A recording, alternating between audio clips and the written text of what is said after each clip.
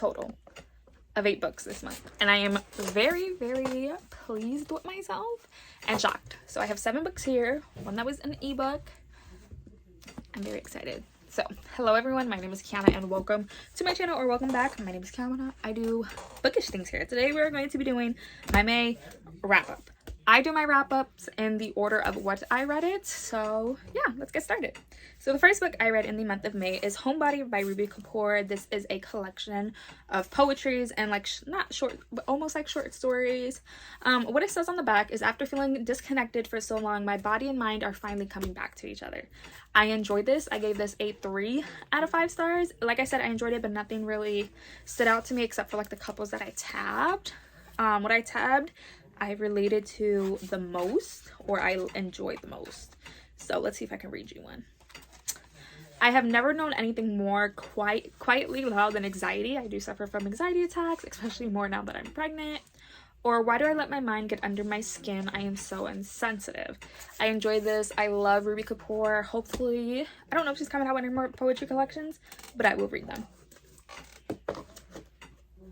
I then started reading the new Magan series, and that is Spy Family Volume 1 by Tatsu Endo. And in this one, we follow a master spy named Twilight, and he is being taxed to infiltrate this like school. But in order to do it, he has to have a wife and he has to have a child. So the child he ends up legally adopting, because he's so involved with this case. She's a telepath. She's able to read minds and everything. And then the wife is an assassin. They are so cute. I absolutely love this. I gave it a 4 out of 5 stars. I have the second and the third one, and it's a show as well. So every volume is an episode. I think there's like 7 volumes out, and I'm enjoying it a lot, and I can't wait to see how the rest continue. I then read, because I didn't know that this was coming out and I was just walking around Target and got very surprised, Family of Liars by E. Lockhart. This is almost like the prequel to We Were Liars, but it does say in the beginning this is spoilers for We Were Liars, so you have to read that first, and then this. So in this one, we follow Johnny's mother as she talks about her childhood, her years, and what happened, and how now she is dealing with the fact that unfortunately her child is dead. I gave this a 3 out of 5 stars, the same that I gave We Were Liars, because it reminded me a lot of We Were Liars. It was literally like the same pacing, the same writing. This one though was a little bit more dark, especially with the stuff that this poor woman goes through. It's so much that she goes through. So we follow Caroline. She is Johnny and Will's mother, as we know from We Were Liars. And this follows her and her 3 siblings around the time that her youngest sister, Rosemary, dies from drowning, and how they deal with that. How her father wanted her to have a jaw surgery because her jaw was too big. And it just followed a lot of dark stuff. But I enjoyed how dark it was. Again, it was only 3 out of 5 stars, even though I enjoyed it like that. All right, this book and the next book like kind of cropped my style because of what I rated them. So to continue on with the Bromance book club series, I read Crazy Stupid Bromance by Lisa K. Adams. This is the 3rd book. In this one, we follow Alexis and Noah. Alexis, who in the 2nd book has come forward as a victim of the Royce sexual assault scandal. She is running her cafe and is now doing yoga and therapy sessions for girls who are coming forward as other victims of Royce. She gets approached by this woman claiming to be her half-sister, the daughter of her father, saying, hey, I'm meeting you because our father needs a liver. He's going to die. It was a lot of stuff. And then her love interest is Noah, who is the like hacker who we meet in the previous book.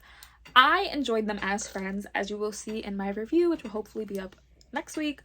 I felt like their relationship was forced. I felt like it was like too rushed, and I personally just enjoy them as friends, so I give this a 3 out of 5 stars.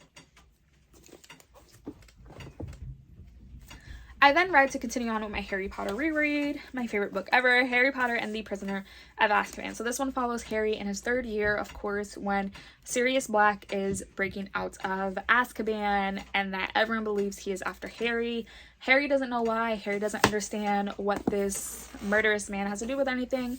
But of course he finds out that Sirius was accused of being the one to sell out James and Lily to Lord Voldemort. I don't know what it is with this book. Oh, and we also meet Remus Lupin, who is my absolute favorite.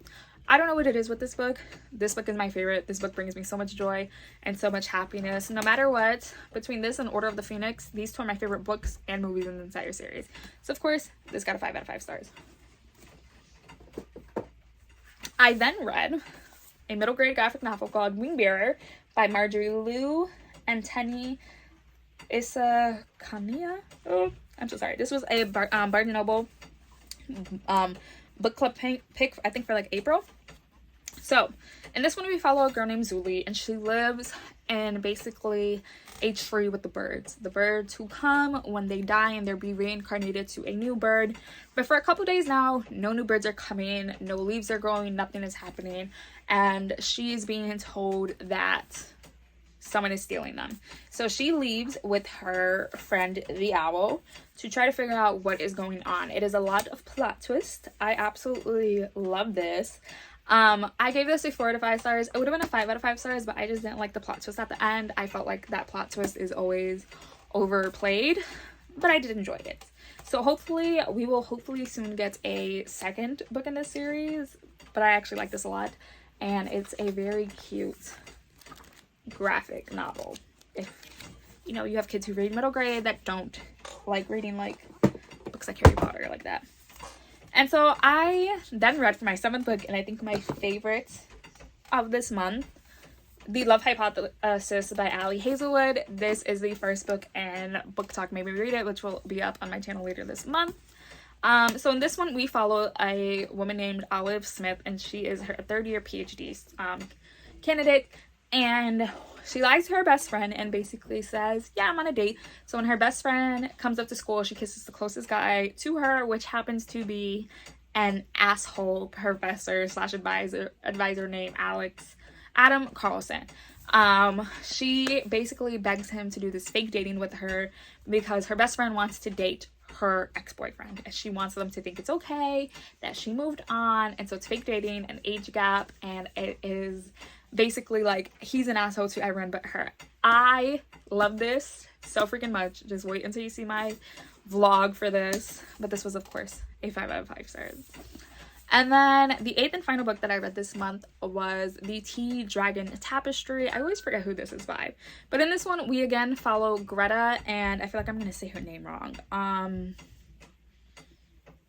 my god, what is her name? Starts with an M. I'm going to put it here. Greta is, I believe, the one that is training to be a blacksmith under her mother. And the other one is training to be basically the next Tea Dragon Master. These are so cute. It was the 3rd and final one, and it's just basically them coming into their own, like them finding out what they're passionate about. Absolutely loved it. I gave it a 4 out of 5 stars. So these are all 8 of the books that I read in the month of May. It is the most I've read in a while. I'll be leaving here 2 videos you guys should go check out, hopefully. I try to post 2 to 3 times a week.